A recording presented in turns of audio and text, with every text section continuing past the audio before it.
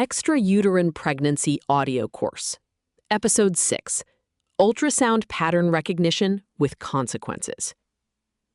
Ultrasound is the central investigation in ectopic pregnancy because ectopic pregnancy is a question of implantation site.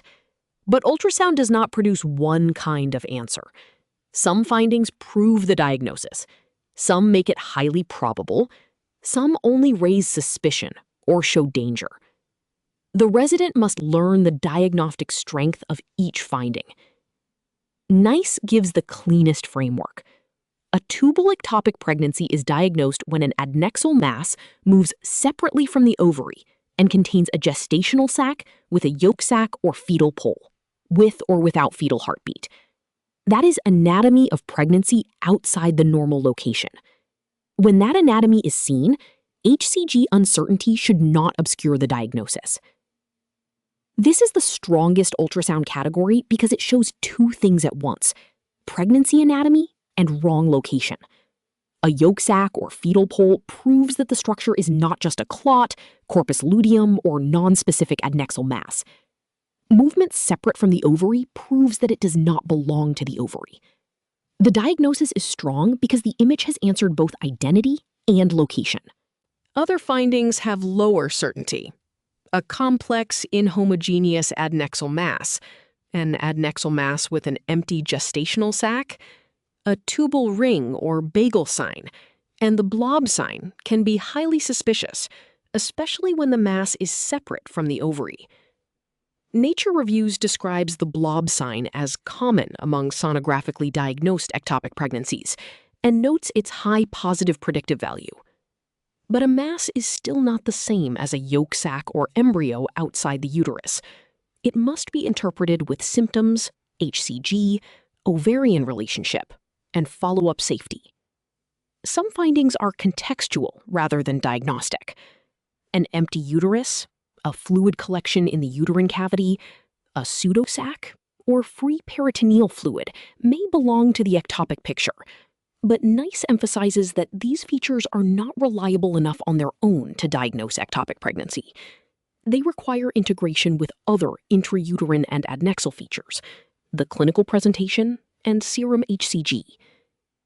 This distinction should be spoken in the report and in the clinical discussion. A definite ectopic pregnancy is seen is different from there is a high probability adnexal mass, and different again from there are possible supporting features. If the wording does not carry diagnostic strength, the treatment decision can become either too aggressive or too slow. The phrase "separate from the ovary" deserves special attention. A corpus luteum is common in early pregnancy and may look vascular, cystic, or ring-like. A tubal ectopic should move separately from the ovary when gentle probe pressure is applied. An ovarian ectopic, by contrast, is within ovarian parenchyma and cannot be separated from the ovary. Eschri warns that small ovarian pregnancies can resemble a corpus luteum, and color Doppler may help distinguish corpus luteum from peritrophoblastic flow. So the scan is not simply asking, is there a mass? It is asking what the mass belongs to. Identify the ovary. Identify the corpus luteum when possible. Decide whether the suspicious structure is ovarian, paraovarian, tubal, adherent, or separate. If the patient is stable and the relationship is unclear, repeat scanning or expert review is better than converting uncertainty into a confident label. That repetition matters because many false decisions start with the word mass. A mass can be pregnancy tissue, a corpus luteum, blood clot, endometrioma, hydrosalpinx, dermoid, fibroid, or inflammatory disease. The next question is never only size. The next question is belonging. Does it belong to the ovary, to the tube, to the uterine wall, to the scar, or to the peritoneal cavity? Ultrasound becomes safer when the report describes relationships rather than only objects. Farron recommends a stepwise ultrasound approach. First, assess uterine shape and anomalies. Then assess the relationship between trophoblast and the uterine cavity. For uterine and interstitial ectopics, The key question is not merely whether something is in the uterus, but whether the gestation communicates appropriately with the endometrial cavity and whether it is surrounded by normal tissue. Three-dimensional ultrasound may help when a laterally located pregnancy could be confused with interstitial ectopic pregnancy. This is the same discipline introduced earlier in the course. A uterine address is not enough. The scan must define the implantation bed. Interstitial pregnancy illustrates the problem. Esri describes the critical diagnostic feature as visualization of a thin intramural or interstitial segment of fallopian tube adjoining the medial aspect of the gestational sac and the lateral aspect of the uterine cavity, often called the interstitial line sign, with the sac at least partly enveloped by myometrium. Farron shows how a laterally located, normally sighted pregnancy may initially raise concern and then declare its connection to the cavity on repeat imaging.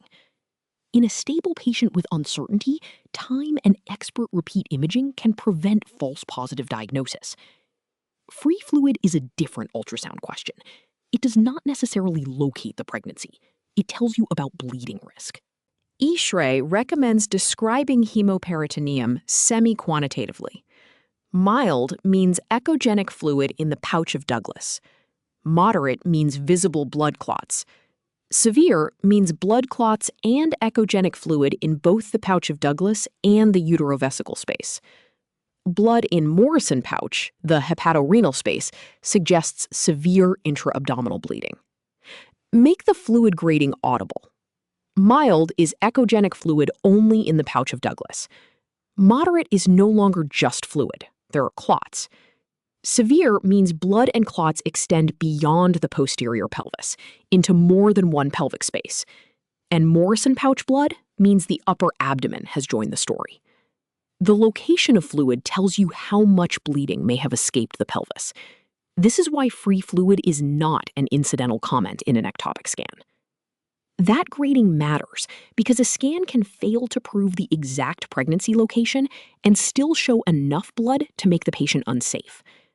Conversely, a scan can show a small ectopic pregnancy with no free fluid in a stable patient, giving time to discuss medical or expectant options. Location tells you what the pregnancy is.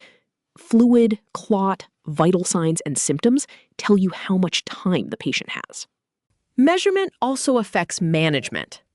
Esri recommends documenting morphology, whether there is a gestational sac, yolk sac, fetal pole, cardiac activity, or only solid swelling. It also recommends measuring the ectopic pregnancy, trophoblastic mass, gestational sac if present, and hematosalpinx when present. Farron explains that measuring only the small coelomic cavity can understate the clinically relevant mass when most of what is seen is trophoblast or hematosalpinx. This is not a radiology detail. If the measured size affects eligibility for expectant or medical management, the resident must know what was measured. Operator dependence must be treated honestly. Farron notes that expert units may identify a high proportion of extrauterine ectopics on the initial scan, but rare ectopics, such as intramural or abdominal pregnancies, remain difficult because most clinicians have limited experience with them.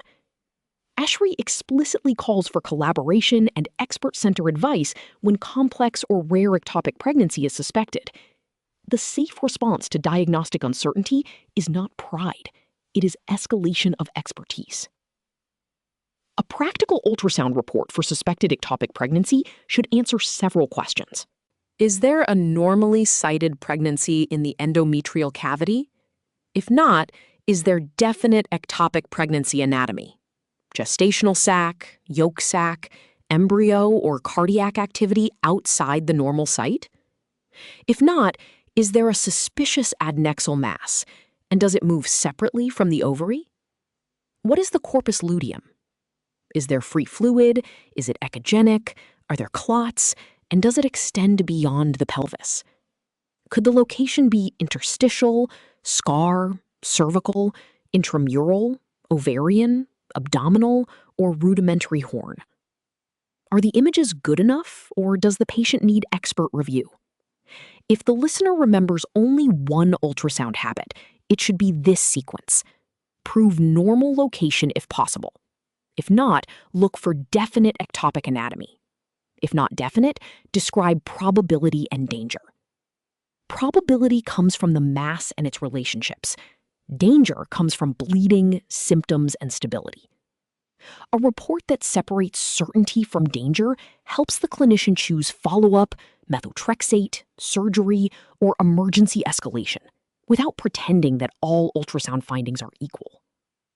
Treatment should follow the strength of the evidence. Definite anatomy can justify definitive management when the clinical setting fits. Probable findings require integration. Possible findings require follow-up or escalation, not pretending. Hemoperitoneum and physiology can convert diagnostic uncertainty into emergency action. Ultrasound is not only pattern recognition. It is pattern recognition with consequences. The report should tell the clinician what has been proven, what is probable, what remains uncertain, and what danger is already visible.